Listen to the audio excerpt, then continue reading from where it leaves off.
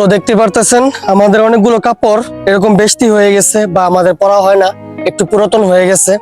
তো এই সকল কাপড়গুলো আমরা যে মেশিনটি দেখতে পারতেছেন আমার সামনে, যে বক্সটি দেখতে পারতেছেন, এই বক্সের মধ্যে আমরা দিয়ে দিব।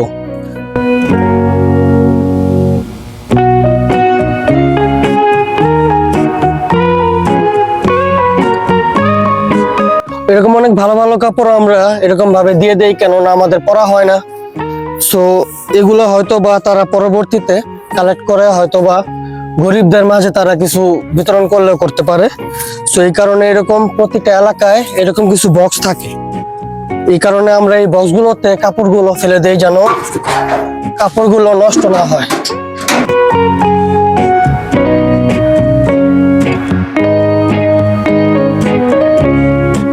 আমাদের এক ব্যাগ শেষ, আরেক ব্যাগ নিতেছি। অনেক কাপড় চোপড় হয়ে যায় প্রায়।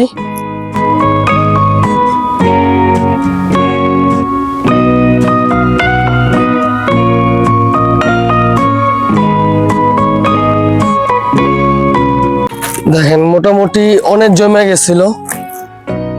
গত গরমের সময় এরকম ভাবে কিছু ফেলা হয়েছিল, এখন আবার এই শীতের সময় ফেলা হইতেছে।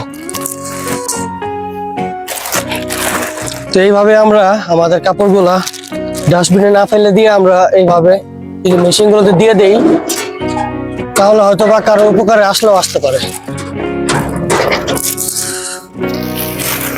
তো আল্লাহ হাফেজ।